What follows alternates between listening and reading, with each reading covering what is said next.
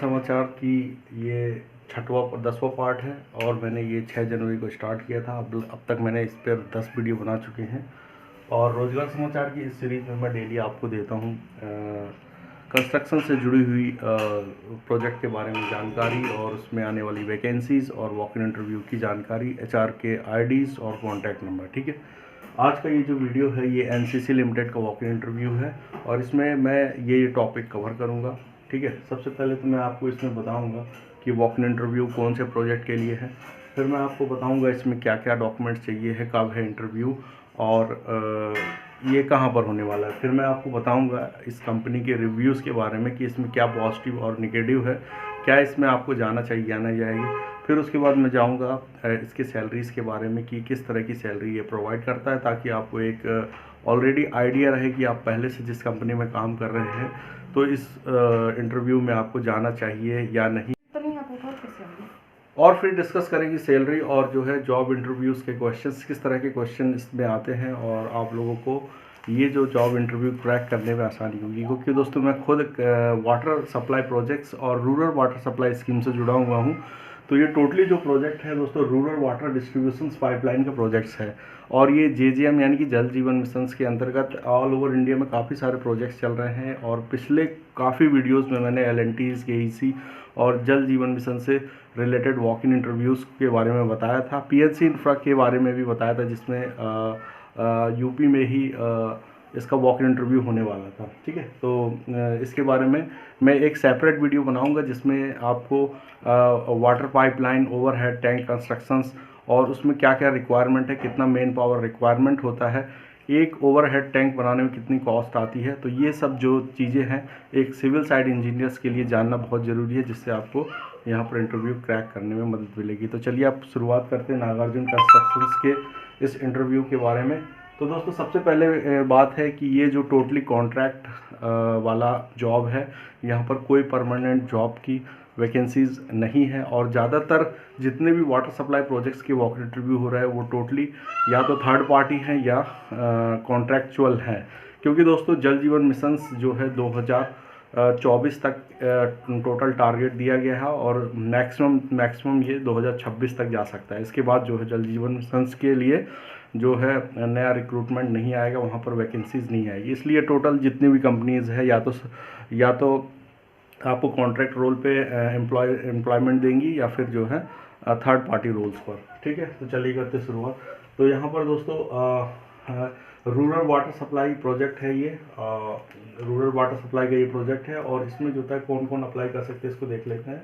तो इसमें दोस्तों BTech वाले अप्लाई कर सकते हैं, डिप्लोमा वाले भी इसमें अप्लाई कर सकते हैं, ITI वाले भी इसमें अप्लाई कर सकते हैं और सिविल और मैकेनिकल ब्रांच वाले ही इसमें एलिजिबल हैं। तो दूसरे ब्रांच वाले इसमें अप्लाई नहीं कर सकते हैं। अगर किसी का एक्सपीरियंस है तो मैं एक कॉन्टैक्ट नंबर दूंगा, उस पर बात कर सकते हैं, तभी इंटरव्यू अटेंड करना, अदरवाइज आपका टाइम वेस्ट होगा। ठीक है, तो यहाँ पर जो एक्सपीरियंस लेवल की बात की गई है, 2 से 15 साल का एक्सपीरियंस लेवल के जो कैंडिडेट है जिन्होंने वाटर सप्लाई प्रोजेक्ट में काम किया है वो लोग यहाँ पर अप्लाई कर सकते हैं। और यहाँ पर जो है एक्सपीरियंस मांग रहा है ELSR का मतलब है एलिवेटेड स्टोरेज ऑफ वाटर, यानी कि ओवरहेड टैंक। तो आपने काफ़ी जगह देखा होगा 100 KL का, 200 KL का और इससे भी 1 लाख KL का भी ओवरहेड टैंक कंस्ट्रक्शन होता है। जनरली जो हमारे गांव में जो कंस्ट्रक्शन होता है वो तो या तो 100 KL का होता है या 200 KL, depend upon their population. ठीक है, तो इनका कंस्ट्रक्शंस के बारे में आपको क्वेश्चन इनसे पूछे जाएंगे। ठीक है, फिर इसके बाद दोस्तों यहाँ पर आता है पंप हाउस। तो दोस्तों पंप हाउस जो हमारा बोर होता है, सबमर्सिबल पंप, उस सबमर्सिबल पंप को हमें इलेक्ट्रिसिटी कनेक्शंस देने के लिए एक पैनल की ज़रूरत होती है। वहाँ पर पंप हाउस के अंदर वो पैनल रखा जाता है और इस पैनल से जो है ऑन और ऑफ का ऑपरेटिंग प्रोसीजर होता है, जिसे पंप हाउस कहते हैं। ठीक है, पंप हाउस के बाद आता है ट्यूबवेल। इसके बाद आता है दोस्तों ट्यूबवेल। ठीक है, ट्यूबवेल तो लगभग सभी लोग जानते होंगे। ठीक है, इसका इंस्टॉलेशन कैसे किया जाता है। तो दोस्तों ट्यूबवेल का इंस्टॉलेशन करने के लिए आजकल कुछ मशीनें आ गई हैं। NCC में तो काफ़ी हाईटेक मशीनें हो गई। जनरली जो है यहाँ पर ट्राईपॉड का यूज़ किया जाता है, जिससे जो होता है 7.5 HP का जो है जनरली जो है ट्यूबवेल जो है एक विलेज में इंस्टॉल किया जाता है। ठीक है, इसके बाद इसकी टेस्टिंग और कमीशनिंग होती है।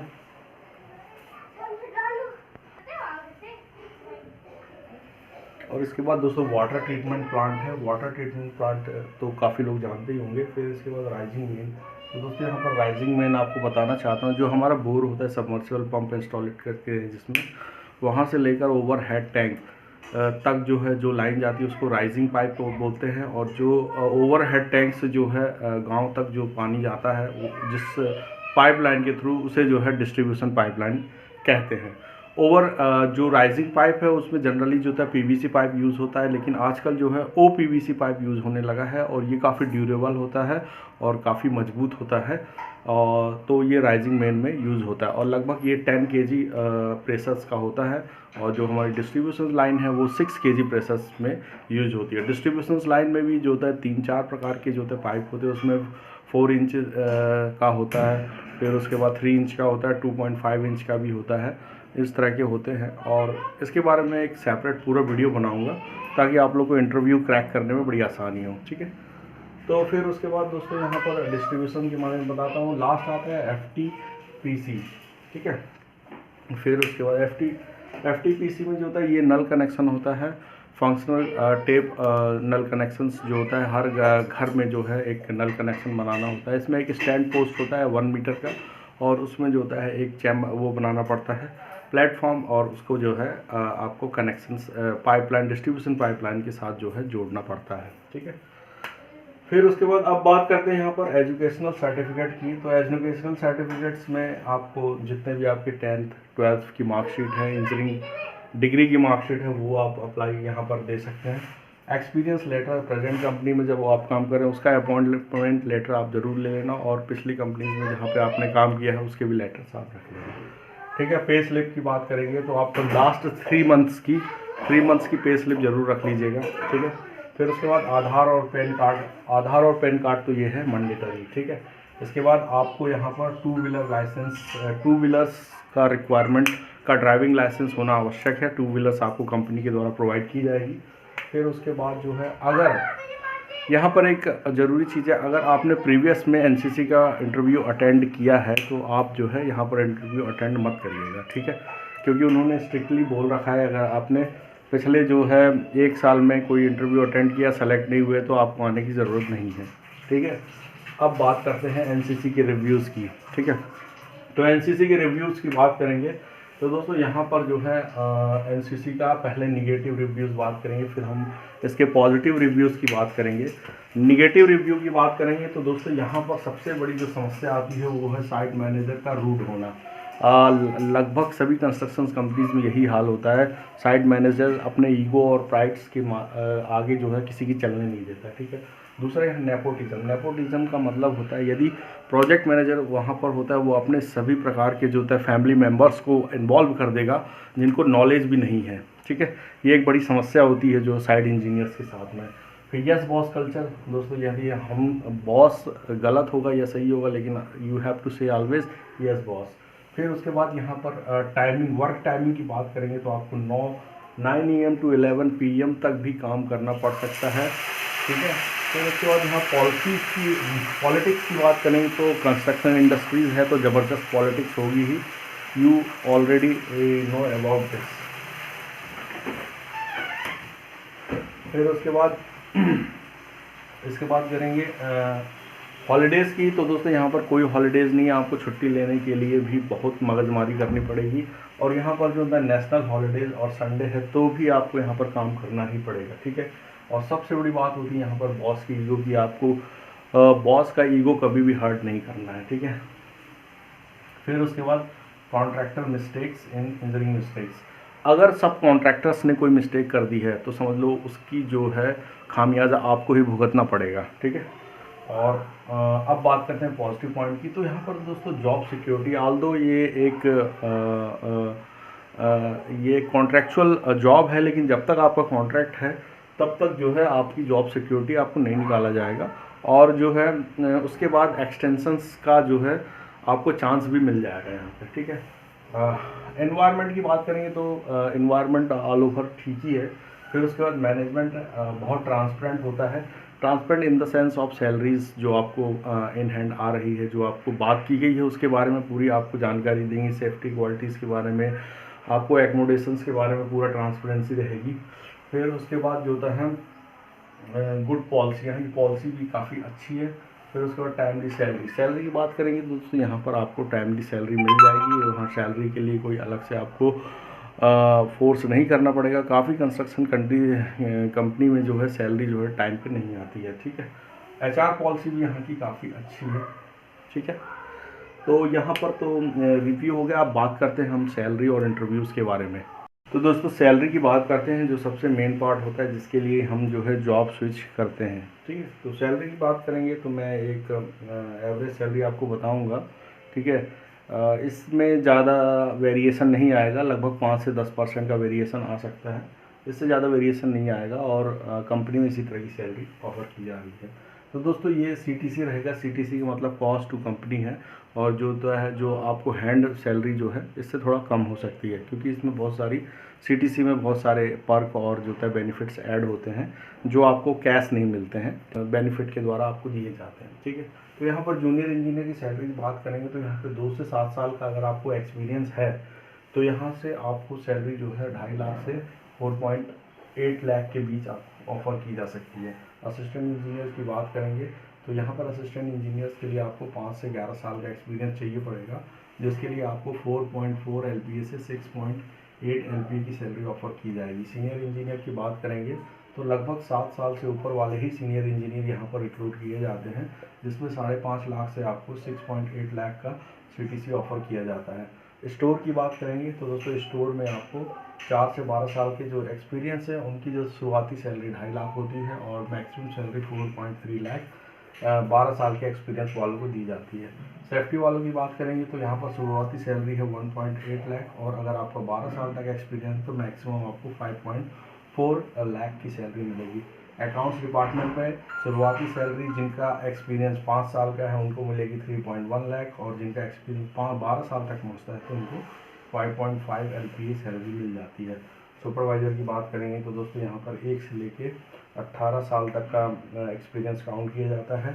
शुरुआती सैलरी जो है यहाँ पर 1 लाख होती है 1 साल की, और इन हैंड आपको 15-16 हज़ार मिलेगा। और उसके बाद जो है 18 साल भी यदि आप यहाँ पर काम करते हैं तो यहाँ पर आपको जो है 3.2 LPA की सैलरी मिलेगी, यानी कि 25 से 30 हज़ार के बीच में यहाँ पर सैलरी आपकी आएगी।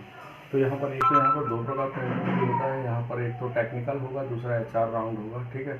HR राउंड में आपका पर्सनल्स डिटेल्स, आप जब कंपनी क्यों छोड़ना चाहते हैं, प्रेजेंट कंपनी में आपका क्या रोल है, क्या रिस्पॉन्सिबिलिटी, इससे रिलेटेड क्वेश्चंस पूछे जाएंगे। टेक्निकल राउंड की बात करेंगे तो दोस्तों टेक्निकल राउंड में जो है आपसे जो है रूरल वाटर सप्लाई स्कीम से जो है क्वेश्चन पूछे जाएंगे। इसमें जो है आपको जो है सबसे पहले जो है आपको पाइपलाइन से रिलेटेड क्वेश्चंस पूछे जा सकते हैं, ठीक है। पाइपलाइन जो है यहाँ पर 2 प्रकार की पाइपलाइन होती है। एक तो होती है राइजिंग मेन, ठीक है, जो कि जो है आपके जो है ओवरहेड टैंक से जो है आपका बोर जो अपना बोर हुआ होता है वहाँ से जो है राइजिंग मेन पाइप जो होता आती है। इसके बीच में जो होता है सम्प वेल बनाया जाता है। यदि आपकी लेंथ काफ़ी दूर होती है तो यहाँ पर सम्प वेल बनाया जाता है। अदरवाइज जो है यदि बोर यहाँ पास में है तो डायरेक्ट राइजिंग में होता है, ठीक है। फिर उसके बाद जो है इसके बाद जो है डिस्ट्रीब्यूशन लाइन में जो होता है, इसके बारे में मैं एक सेपरेट वीडियो बनाऊंगा। अभी फ़िलहाल शॉर्ट में बता दूं, डिस्ट्रीब्यूशन लाइन में जो है आपको 110 mm की, फिर उसके बाद 90 mm की पाइप्स होंगी। इनके प्रेशर्स के बारे में पूछ सकता है, कितने kg का प्रेशर्स होता है, 10 kg का, 6 kg का, 8 kg का प्रेशर्स होता है, ठीक है। और जनरली 6 kg के प्रेशर से हमारा काम हो जाता है। फिर उसके बाद जो है इसमें जो है जब आप लाइन बनाते हैं तो यहाँ पर जो है टी वगैरह यूज़ करते हैं। इसको जॉइंटिंग के बारे में इलेक्ट्रोफ्यूज़न जॉइंट्स आते हैं, जिसके लिए मशीन की सेपरेट ज़रूरत होती है। इसके अलावा जो है इलेक्ट्रोफ्यूज़न के अलावा मैनुअली जॉइंट भी आते हैं। और यहाँ पर जो है एक हीट मशीन होती है, ठीक है। हीट मशीन में क्या करते हैं, जब ये 2 पाइप्स होते हैं आपस में जॉइंट करने के लिए यहाँ हीट मशीन होती है, और इससे इलेक्ट्रिसिटी जो होता है सप्लाई दी जाती है। इलेक्ट्रिक सप्लाई की वजह से इसका जो है टेम्परेचर लगभग मैक्सिमम जो है 250 डिग्री सेल्सियस तक होता है। और ये जो टेम्परेचर जो है ऑटो कट रहता है, इससे ऊपर टेम्परेचर होने पर जो है ये सेटल हो जाता है। फिर उसके बाद जो है हीट करने के बाद जो है दोनों जॉइंट्स को जो है आपस में जो है जोड़ देते हैं। इसमें जो है एक मशीन लगी रहती है, ठीक है, जो इसको अलाइनमेंट में रखे रहती है ताकि जो है इसकी पोजीशन जो है, इनकी जो जो जो ये पोजीशन है ना जो है ये चेंज ना हो, ठीक है। अगर ये चेंज हो जाती है, इस तरह से जुड़ेगी तो यहाँ पर जो है लीकेज हो सकता है, ठीक है। तो यहाँ पर ये पाइप जॉइंटिंग की इस तरह की प्रोसेस होती है। फिर उसके बाद जो है पाइप जॉइंटिंग के अलावा आपसे जो है एक्सकेवेशन से रिलेटेड क्वेश्चन पूछ सकते हैं। सीसी रोड में एक्सकेवेशन कैसे किया जाता है, जैसे कि ये रोड है तो आजकल जो होता है 4 इंच की जो होता है सीसी रोड होती है, ठीक है, और नीचे जो होता है नॉर्मल सॉइल होती है। तो आपको जो होता है अगर यहाँ पर पाइप है तो पाइप के ऊपर जो होता है आपको लगभग जो है यहाँ पर 1 मीटर की जो है एक्सकेवेशन करना पड़ता है, ठीक है। इसके बाद जो दोस्तों ये तो हो गया आपका काम। अब जो होता है यहाँ पर जो होता है ओवर हेड टैंक का कंस्ट्रक्शन का काम आता है। ओवर हेड टैंक का जो होता है कंस्ट्रक्शन में आपको पूछा जा सकता है। अगर आप जो होता है ओवर हेड टैंक कंस्ट्रक्शन में अलग अलग क्वेश्चंस बन सकते हैं, जैसे कि प्लानिंग वालों के लिए क्वेश्चंस बनेगा इसमें कितनी स्टील कितनी सीमेंट की रिक्वायरमेंट है। फिर उसके बाद जो होता है इसमें शटरिंग वगैरह क्या लगेगी, ठीक है, मेन पावर कितना लगेगा। ये साइड प्लस जो होता है साइट इंजीनियर्स के लिए ये आपका जो होता है इंटरव्यू हो सकता है। फिर उसके बाद जो होता है इसमें साइड इंजीनियर्स के लिए जो होता है इसमें बार बेंडिंग शेड्यूल्स, ड्राइंग को पढ़ना आना चाहिए, इसमें क्या क्या ड्राइंग्स लगती है। एक रफ मैं आपको आइडिया दे देता हूँ, जैसे कि ये एक टैंक है तो ये जो होता है 12 स्टेज की होती है, 100 KL की जो होता है टैंक होती है। उसकी जो होता है स्टेजिंग की बात करेंगे तो लगभग ये 12 मीटर की स्पेस स्टेजिंग होती है, ठीक है। इसमें अलग अलग लेवल पे ब्रेसिंग्स बनाई जाती है इसके सपोर्ट के लिए। फिर उसके बाद जो होता है यहाँ पर डोम बनाया जाता है जिसमें जो होता है पानी जो होता है फिल किया जाता है। फिर उसके बाद जो होता है यहाँ पर 4 पॉइंट्स होते हैं, एक आउटपुट के लिए, एक राइजिंग मेन से जो होता है इनपुट के लिए, एक जो होता है खाली करने के लिए होता है, और एक पॉइंट जो होता है फिर उसके बाद ये हो गया ओवरहेड टैंक। इसके अलावा जो होता है पंप हो गया, वाटर ट्रीटमेंट प्लांट हो गया, काफ़ी सारी चीज़ें हैं जो आपने की है या नहीं की है, इसके बारे में सेपरेट वीडियो बना दूंगा। धन्यवाद।